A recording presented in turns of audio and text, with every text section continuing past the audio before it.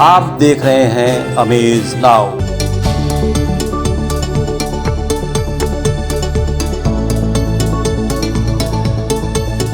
नमस्कार, मैं हूं अरविंद श्रीवास्तव। आज एक बार फिर हम मुद्दा में आपके साथ हैं और इस बार हम लेकर आए हैं अपने इस खास कार्यक्रम में पत्थरबाजों से संबंधित साइबर गलियारों में पत्थरबाज। राजधर्म से बढ़कर कोई धर्म नहीं, देशद्रोह से बड़ा कोई जुर्म भी नहीं।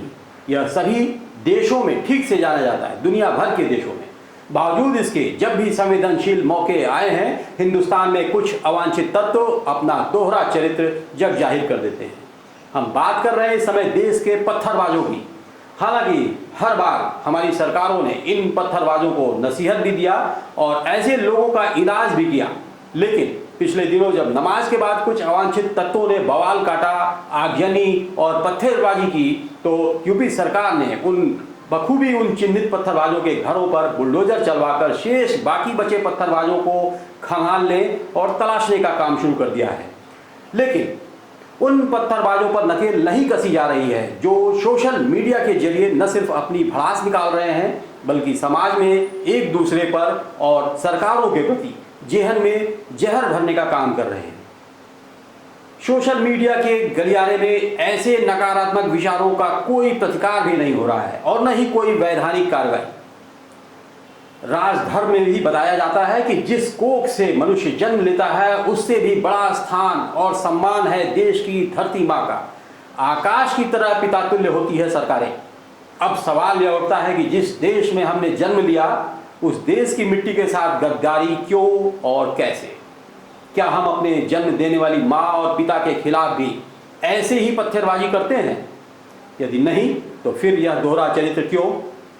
हमने गोरखपुर की पुलिस प्रशासन से भी बातें की, जो साइबर क्राइम में घटित घटनाओं के प्रति ज़्यादा सचेत हैं और धोखेबाजों से समाज को सुरक्षित रखने के लिए कृत संकल्पित भी। हमारा उनसे सीधा सवाल है कि साइबर की गलियों में इतनी आज़ादी इन दहशतगर्दों को क्यों? सोशल मीडिया पर अफवाह कोई विश्वास ना करें। पुलिस समय समय पर उन अफवाहों का खंडन भी करती आ रही है एवं समाज के मौजूद लोग एवं जो जनप्रतिनिधि हैं उनके माध्यम से एवं पुलिस भी अपने स्वयं के थाना के माध्यम से प्रचार प्रसार कर रही है कि इस तरह की अफवाहों पर विश्वास न करें। तो सोशल मीडिया पर भाषण की तरफ क्या उनके की पुलिस निगरानी रख रही है? सोशल मीडिया पे पुलिस की प्रेजेंस है और ऑनलाइन पेट्रोलिंग पुलिस की तरफ से हर जगह की जा रही है एवं मैं उम्मीद करता हूं कि इस बार भी जुम्मे की नमाज एवं सामान्यतः जनपद में शांति व्यवस्था कायम रखेंगे। ऐसा ही एक मामला छत्तीसगढ़ स्टेट के रायपुर के रहने वाले युवक आसिफ अपनी कई ऐसी पोस्ट में हिंदुस्तान की हैसियत अरबियन देशों के सामने नाम मात्र का बताने की कोशिश कर रहा है।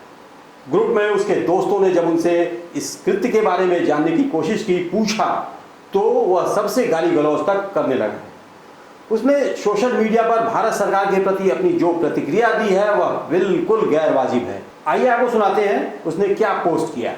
उसने अपने पेज पर अरब देश बनाम भारत का टाइटल डाला है, हेडिंग डाला है।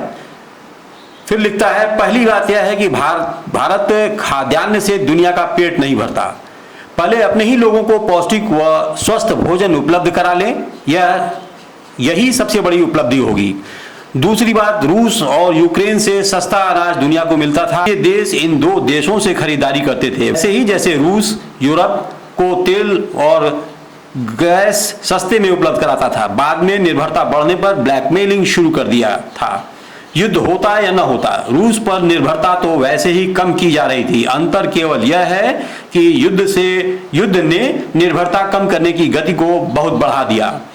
चूंकि युद्धों के कारण परिस्थितियों में अचानक भारी परिवर्तन आते हैं, इसलिए शुरुआत में संभलना बहुत मुश्किल पड़ जाता है। ऐसा ही अनाज के संदर्भ में है। ऐसा नहीं कि दुनिया को रूस व यूक्रेन का अनाज नहीं मिलेगा तो दुनिया भूखे मर जाएगी।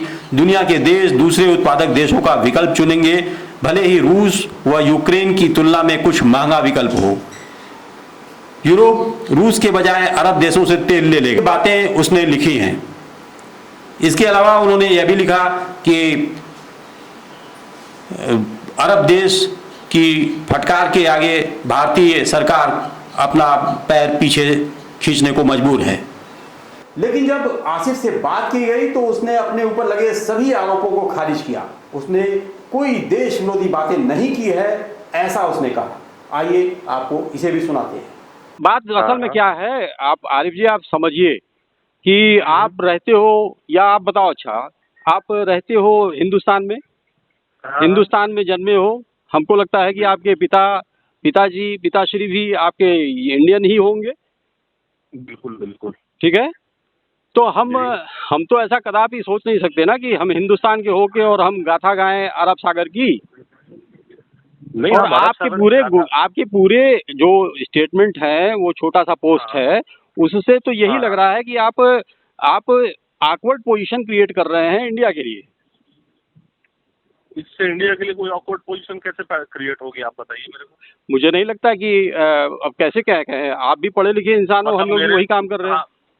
ठीक बात है, तो आप ये बताइए कि मेरे स्टेटमेंट से आपके स्टेटमेंट में सुनिए, आपने अपने स्टेटमेंट में ये लिखा ना कि अरब सागर एक बार डांटता है और हिंदुस्तान अपना पैर पीछे खींच लेता है।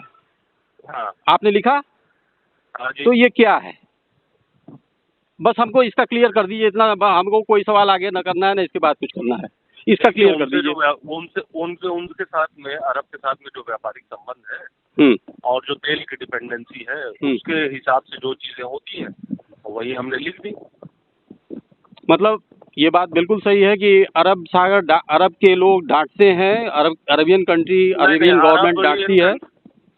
जहाँ से आप तेल ले रहे हैं, है ना, और अगर उन्होंने, क्योंकि देखिए रिलायंस जब तेल मंगाया गया, जब अरब ने तेल भेजा था, उस पर रिलायंस का स्टिकर लगा के आया, तो उन्होंने आपत्ति खड़ी की और इन्होंने तुरंत उसके ऊपर बैकफुट हुआ नहीं हुआ। आरिफ जी, तेल तो इंडियन गवर्नमेंट यूक्रेन से भी लेती है और सोवियत रसा से भी ले रही है।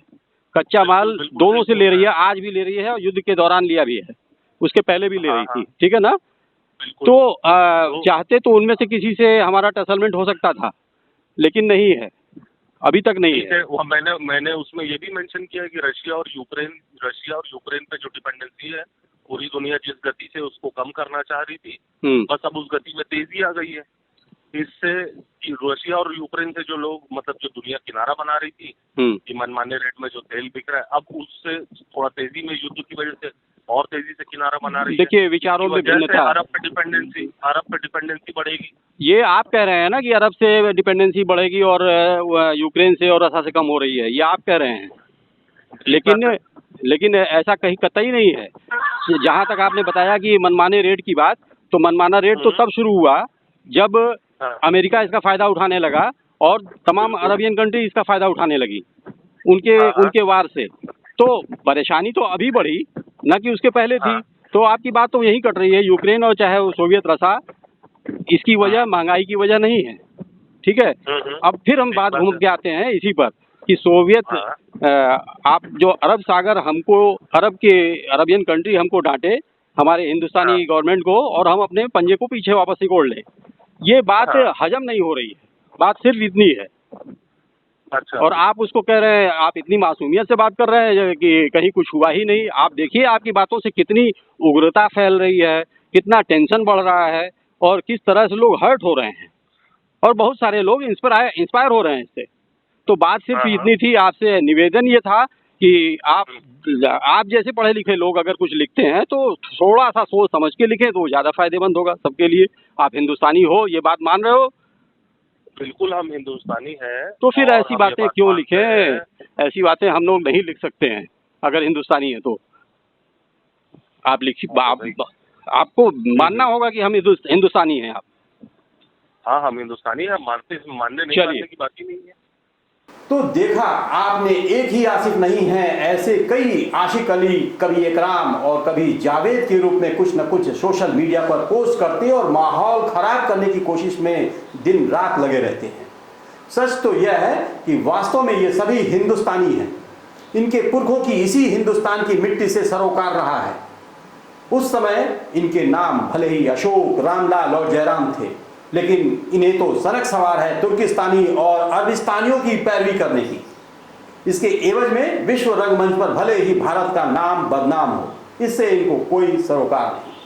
हमारी दरखास्त है सरकारी नुमाइंदों से, सरकारों से, कि इन साइबर की गलियों में हो रही पत्थरबाजी पर अपने को फोकस करें और वही सजा यहां भी मुकम्मल करें, यानी बाबा का बुलडोजर उनके दरवाजे तक भी पहुंचे, क्योंकि बंद एसी कमरों में बैठ इन दहशतगर्दों की पहुंच सिर्फ देश ही नहीं, देश के बाहर भी है, जिनके इशारे पर ये सनकी अपनी धरती माँ को बदनाम करने पर आमादा है।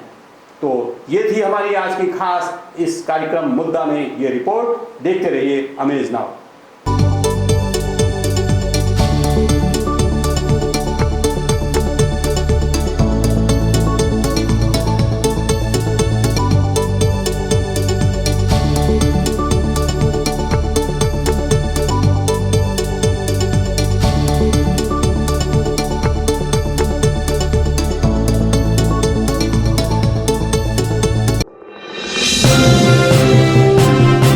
आप देख रहे हैं अमेज नाउ।